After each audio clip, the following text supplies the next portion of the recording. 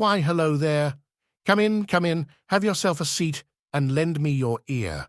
I have for you a story that's most intriguing. I can bet your last wooden nickel that you've never heard a story quite like this in your life. This tale, this tale is a journey down the most ambiguous road you've ever taken. The place at some point in time. Our story takes place a few years from now, in a time of great hardship. Crime levels are at the highest they've ever been in human history. Heck, just walking outside to get the mail meant risking your life. The poverty level is at 200%. What's that? You say 200% isn't possible? That 100% is the highest it can go? Wrong. Government had become so intertwined with business that politicians convinced the people that the most patriotic thing they could do is not only work for free, but give any money they have to their employers. Things are bad, real bad, and the people needed anyone to do something, anything, something impactful needed to happen by the will of someone willing to do what needed to be done. But who? Who among these shattered, broken people would have the courage to take on the issues? The one willing to rise up and take action in a lone, crime-ridden city was a guy who lived by a tree in the red house. You know? The one next to the house with the streetlight. This guy had suffered many troubles much worse than others. He lost his most precious possessions, his significant other had cheated on him with someone at the office. This guy had felt the brunt of the hard times that had fallen on the people. His only source of nourishment was a small garden he planted out back, and his only companion was his pet that he had gotten at the pet store a few years ago when times were better. This guy was a man of action. Before the economy was in the toilet, he was the president of a major corporation that provided goods and services that people all over the world would buy. But after the government required employees to give their employers all their money, the employees could no longer make it to work because they had no means of transportation. The company went belly up, and the guy lost his job. "I can't take this anymore," said the guy. "I can't keep eating this bland food. I can't keep sitting around here all day just thinking about things and not doing stuff. This is driving me crazy. I need my life back." In a flurry, the man stood up and whipped open the door on his house. Standing there determined, he walked through the door so that he no longer was inside his home.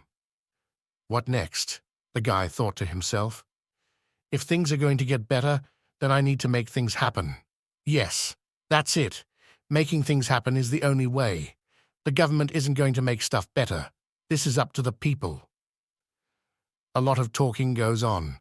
Then some things and wham. Stuff happens. Now the guy knew getting government to take action would not be easy. Furthermore, he knew that in order for things to change, he would need to gather up the support of the people. In the before time, when people could afford internet, doing this would be easier, but this was no longer an option. Worried that if he didn't act quickly, things would never get done, and stuff would never change, the guy did the only thing he could. The guy went to the middle of the place. He knew everyone would hear his word. He stood up and spoke to the people.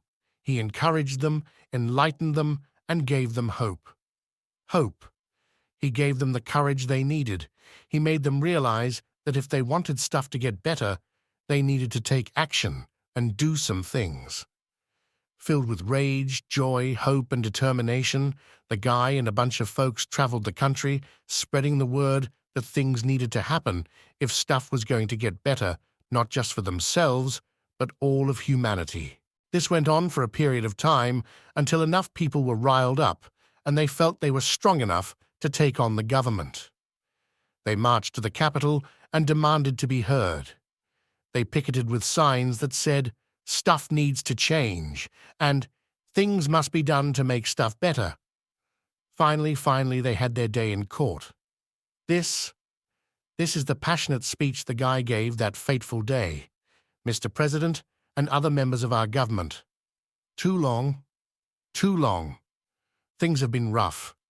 People can't afford food, a place to live, or other things that they need in order to survive. Basic things they need in order to live. Sigh. And I'm sad to say that it's all thanks to you. The legislation you passed made sense at the time, but stuff got so bad because of it, you all got scared and stopped doing things that would make stuff better. You all have betrayed us, and I'm here to tell you it's time to stop these shenanigans and start doing things. Things. Things. So that stuff can get better. So that tomorrow can be a brighter day. I challenge you all to get up and make stuff happen. After the speech, the guy walked away somberly with the hope that the things he had said would convince those with power to make stuff happen, no longer sitting around without taking any action. A period of time had passed, and various laws were set that formed the foundation that would eventually lead to laws that lead to things that made stuff happen. Things were getting better. No longer were times tough. The hard times that brought such travesty to the battered peoples was ending, and stuff was getting better. Everyone wanted to thank the guy who had helped them. They wanted to thank him for doing the things that lead to the foundational laws that lead to the other laws that lead to more things that made stuff happen. But he was nowhere to be found. Some say the guy traveled the globe doing things to make stuff better in other places other than the country he lived in. Others say that after his speech, he changed his name and started a company that sold items to people in exchange for monetary value. But everyone would remember him as the guy that did things that made stuff happen.